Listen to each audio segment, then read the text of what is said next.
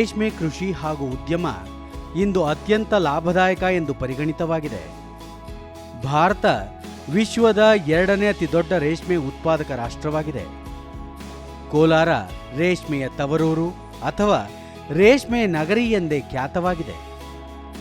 ರಾಜ್ಯದ ಒಟ್ಟು ರೇಷ್ಮೆ ಉತ್ಪಾದನೆಯಲ್ಲಿ ಕೋಲಾರ ಜಿಲ್ಲೆಯ ಪಾಲು ಹೆಚ್ಚಿನದಾಗಿದೆ.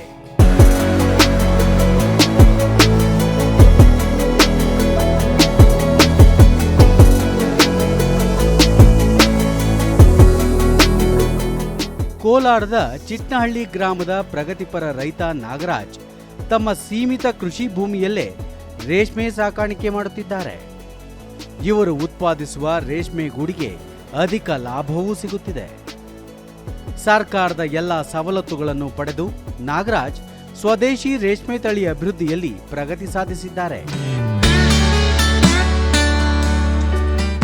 ರೇಷ್ಮೆ ಉತ್ಪಾದನೆಯ ಸಂದರ್ಭದಲ್ಲಿ ಅದರಿಂದ ಹೊರಬರುವ ತ್ಯಾಜ್ಯಗಳ ವಿಲೇವಾರಿ ದೊಡ್ಡ ಸಮಸ್ಯೆಯಾಗಿತ್ತು. ಹೆಚ್ಚಿನ ರೈತರು ತ್ಯಾಜ್ಯವನ್ನು ರಸ್ತೆ ಬದಿಯಲ್ಲಿ ಎಲ್ಲೆಂದರಲ್ಲಿ ಎಸೆಯುತ್ತಿದ್ದರು ಹಾಗೂ ಹಿಪ್ಪುನೇರಳೆಯ ಒಣಗಿದ ಕಡ್ಡಿಗಳಿಗೆ ಬೆಂಕಿ ಹಚ್ಚಿ ಸುಡಲಾಗುತ್ತಿತ್ತು. ಇದರಿಂದ ಪರಿಸರದ ಮೇಲೂ ಮಾರಕ ಪರಿಣಾಮ ಉಂಟಾಗುತ್ತಿತ್ತು. ಇದನ್ನು ಗಮನಿಸಿದ ರೈತ ನಾಗರಾಜ್ ರೇಷ್ಮೆ ತ್ಯಾಜ್ಯವನ್ನು ಸಂಸ್ಕರಿಸಿ ಜೈವಿಕ ಗೊಬ್ಬರವನ್ನಾಗಿ ಪರಿವರ್ತಿಸುವ ಹೊಸ ವಿಧಾನವನ್ನು ಆವಿಷ್ಕರಿಸಿದ್ದಾರೆ. ರೇಷ್ಮೆ ತ್ಯಾಜ್ಯದ ಗೊಬ್ಬರದ ಬಳಕೆಯಿಂದ ಮಣ್ಣಿನ ಆರೋಗ್ಯವೂ ಸಹ ಉತ್ತಮವಾಗುತ್ತದಲ್ಲದೆ ಅಧಿಕ ಇಳುವರಿಗೂ ಸಹಾಯವಾಗುತ್ತದೆ.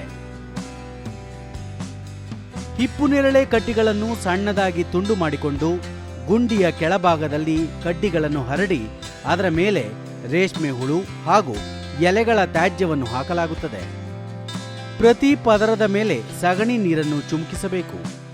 ಇದು ಸೂಕ್ಷ್ಮ ಜೀವಿಗಳ ಬೆಳವಣಿಗೆಗೆ ನೆರವಾಗುತ್ತದೆ. ಎರೆಹುಳು ಗೊಬ್ಬರ, ಎರೆಹುಳು ಜಲ, ಜೀವಾಮೃತ, ಎರೆಹುಳುಗಳನ್ನು ಮಾರಾಟ ಮಾಡುವುದರೊಂದಿಗೆ ಸುರಭಿ ಜೀವಸುಧಾ ಘಟಕ ಸ್ಥಾಪನೆ ಮಾಡಿದ್ದಾರೆ. ಹೀಗೆ ಜೈವಿಕ ಗೊಬ್ಬರ ಘಟಕ ಸ್ಥಾಪಿಸಿ ಸಾವಯವ ಕೃಷಿಯಲ್ಲಿ ರೈತ ನಾಗರಾಜ್ ಅವರು ತೊಡಗಿದ್ದು ಇತರೆ ರೈತರಿಗೂ ಮಾದರಿಯಾಗಿದ್ದಾರೆ. ದೂರದರ್ಶನದೊಂದಿಗೆ ರೈತ ನಾಗರಾಜ್ 2018ರಿಂದಲೂ ಸಾವಯವ ಕೃಷಿಯಲ್ಲಿ ತೊಡಗಿದ್ದು ಕೃಷಿ ವಿಜ್ಞಾನ ಕೇಂದ್ರ ಹಾಗೂ ರೇಷ್ಮೆ ಇಲಾಖೆಯ ಹಿರಿಯ ಅಧಿಕಾರಿಗಳ ಮಾರ್ಗದರ್ಶನದೊಂದಿಗೆ ಜೈವಿಕ ಗೊಬ್ಬರ ಉತ್ಪಾದನೆ ಮಾಡಲಾಗುತ್ತಿದೆ. ಆಫ್ರಿಕನ್ ತಳಿಯ ಎರೆಹುಳುಗಳ ತ್ಯಾಜ್ಯವನ್ನು ಗೊಬ್ಬರವಾಗಿ ಮಾರ್ಪಡಿಸುವುದರಿಂದ ಅದರ ಫಲವಂತಿಕೆ ಹೆಚ್ಚಾಗುತ್ತದೆ ಎಂದು ವಿವರ ನೀಡಿದರು. 3 ವರ್ಮಿ ಬ್ಯಾಗ್ ಅಂತೇಳಿ ಕೊಟ್ಟರು. ಒಂದರಲ್ಲಿ GKVK ಕಲ್ಚರ್ ಹಾಕಿದೆ, ಒಂದರಲ್ಲಿ CSRT ಕಲ್ಚರ್ ಹಾಕಿದೆ, ಇನ್ನೊಂದರಲ್ಲಿ ವೇಸ್ಟ್ ಡಿಕಂಪೋಸರ್ ಹಾಕಿದೆ. ವೇಸ್ಟ್ ಡಿಕಂಪೋಸರು ಹಾಕಿದಂಥ ಬ್ಯಾಗಲ್ಲಿ ಸ್ವಲ್ಪ ಬೇಗನೆ ಕಾಂಪೋಸ್ಟ್ ಆಗಿ ಗೊಬ್ಬರ ಉತ್ಪಾದನೆ ಆಯಿತು.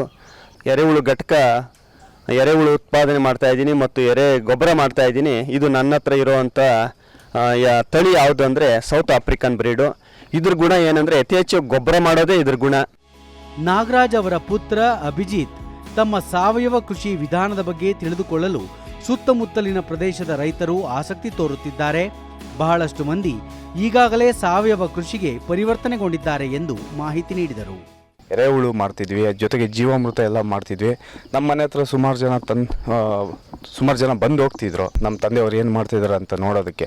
ಅದನ್ನು ನಾವು ಮಾರಾಟಕ್ಕೂ ಮಾಡ್ತಿದ್ವಿ, ನಮ್ಮ ಬೆಳೆಗಳಿಗೂ ನಾವು ಅದನ್ನು ಬಳಸ್ತಾ ಇದ್ವಿ. ಅದರಿಂದ ಜನ ಬಂದು ಹೋಗ್ತಿದ್ದನ್ನು ನೋಡಿ ನಾನು ಯಾಕೆ ಇದನ್ನೇ ಮಾಡಬಾರ್ದು, ಊರ ಕಡೆ ಬಂದು ನಾನು ಯಾಕೆ ಇದನ್ನೇ ಮಾಡಬಾರ್ದು, ಎಲ್ಲ ಸೋರ್ಸ್ ಇದ್ಕೊಂಡು ನಾನು ಯಾಕೆ ಮಾಡಬಾರ್ದು ಅಂತ ನಾನು ಈ ಕಡೆ ಬಂದು ನಮ್ಮ ತಂದೆಯವರು ಏನು ಯೂನಿಟ್ಸು ಒಂದು 3 ಯೂನಿಟ್ ಮಾಡಿಕೊಂಡು ಮಾಡ್ತಿದ್ರು. ನಾವು ಅದನ್ನು ಇನ್ನೂ ದೊಡ್ಡ ಪ್ರಮಾಣದಲ್ಲಿ ಮಾಡಿಕೊಂಡು.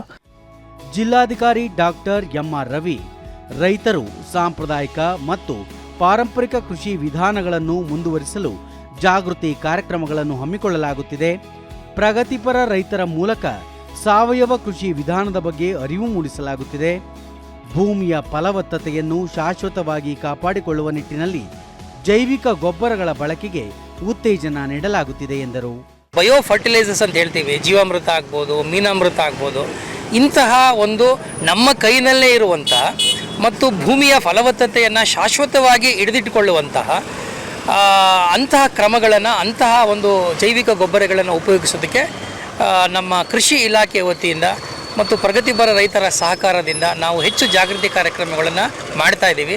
ರೇಷ್ಮೆ ತ್ಯಾಜ್ಯವನ್ನು ಗೊಬ್ಬರವನ್ನಾಗಿ ಪರಿವರ್ತಿಸಿ ಅದನ್ನು ಲಾಭದಾಯಕ ಉದ್ಯಮವನ್ನಾಗಿ ಮಾಡುವ ಮೂಲಕ ಕೃಷಿಕ ನಾಗರಾಜ್ ರಾಜ್ಯದ ಉಳಿದ ರೈತರಿಗೂ ಮಾದರಿಯಾಗಿದ್ದಾರೆ. ಹಾಗೂ ರೇಷ್ಮೆ ಕೃಷಿಗೆ ಇದರಿಂದ ಸಾಕಷ್ಟು ಉತ್ತೇಜನವೂ ದೊರೆಯುವಂತಾಗಿದೆ.